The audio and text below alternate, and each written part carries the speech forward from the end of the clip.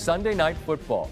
Stephon Diggs back in Buffalo, where he was a standout player during his 4 seasons there. Just field goals in the first half. Buffalo gets the football to start the second half, and Josh Allen starts dealing. Dalton Kincaid, and they're on the move, and then Curtis Samuel. Great play design allows him to high step into the end zone. Bills take the lead 10-6. But this Patriot team battled, and we know Allen's so good off schedule. Drake May and Stephon Diggs both incredible on this play as May rolls out, finds Diggs, who not only keeps the play alive, keeps his feet in bounds, is able to secure the catch. Earlier in the game, Ramondre Stevenson, who's plagued by fumbles, fumbled, but Mike Vrabel put him in on the goal line, and he pays back his head coach and his squad by scoring the touchdown that puts the Patriots back in front. Bills driving in the red zone, and Allen here picked. Marcus Jones makes a tremendous pick. And the Patriots, who lead by 3, are driving. And it's Diggs. As we've switched ends in the fourth quarter, he must have thought he was going to make his way into the end zone here, gets tackled, but it's a gain of 30, and a great play design here allows Stevenson basically a clean alley to the paint, and it's a 10-point lead for the Patriots. Buffalo trying to stay perfect on the season here. Beautiful find in the back of the end zone, Keon Coleman, and it's a 3-point game. After a Patriots punt, Allen on 3rd and 10, his improv skills makes the big man miss, and then Khalil Shakir open for a split second, but the pass is broken up. Bills kick the field goal, tie it at 20. Now the Patriots got to thread the needle. Can they score as the clock hits zeros? Well, first they need their quarterback to make an incredible play and a stiff arm to keep the play alive. And then Stephon Diggs again, great improv, great hands, and then great moves to pick up a big chunk. How about this toss from May? Kayshon Boutte down the sidelines. Perfect toss and grab. And they're able to exhaust all but 20 seconds. And Andy Borregales, the rookie from 52, and this is good from 72. He pipes it right down the middle. Mike Vrabel and this Patriots team goes in on the road where Buffalo's been all but unbeatable and send the Bills to their first defeat. Allen and the Bills got the ball back with basically no time left, and they couldn't complete a pass. That's how they dropped their first game of the season. Their next game, by the way, will be seen on ESPN on Monday night, part of a doubleheader, as they visit Atlanta, who was on a bye this week. Meanwhile, New England has its next 2 on the road against the Saints and the Titans, each of whom got its first victory on the season this Sunday. What a win for the Patriots.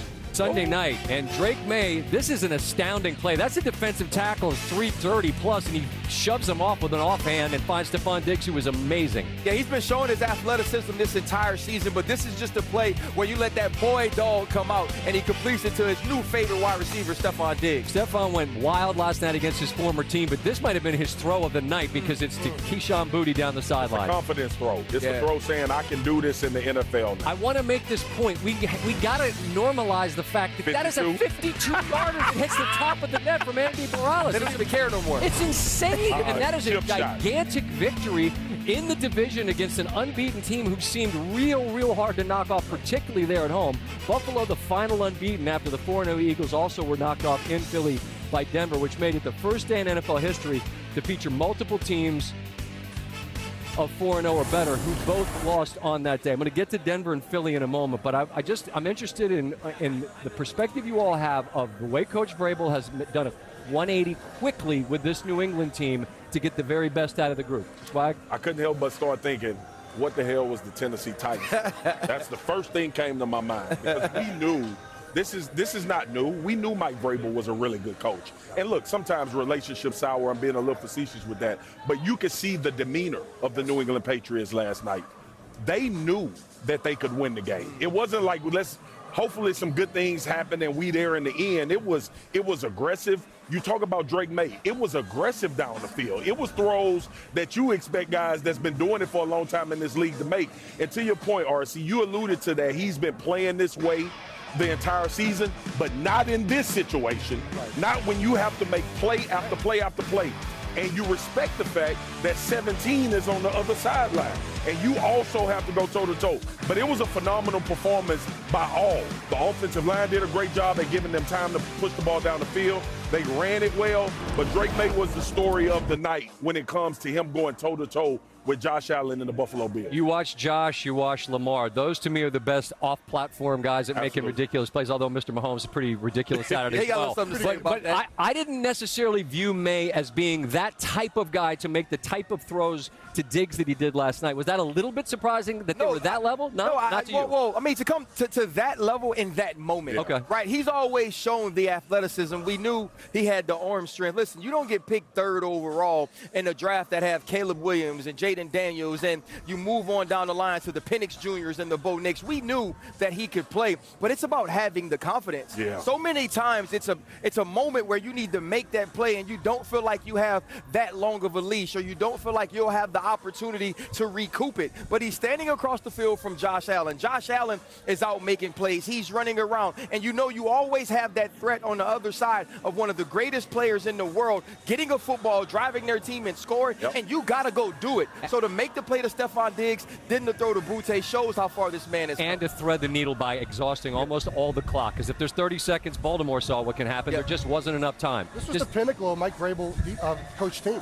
I mean, you saw a competitive team. You saw a team going into somebody's house who's 4-0, one of the best teams over the last 3 or 4 years, who wasn't afraid in the least. They competed physically. They were more disciplined. And when it mattered most, they made the plays. And not only was Drake May making the plays, he was being smart. They very underrated. They're 3rd down and like 7 or whatever. They call a rollout with a minute left. If he tries to be aggressive there and throw it and falls incomplete, Josh Allen's getting that ball, and he's coming right back down to tie it up. He goes down. They get it back with like 14 seconds left. It was a very well done. But, Scott, Go ahead. What you want to know, if you're Mike Vrabel, is do I have one of those guys? Looks like it. They found out last night.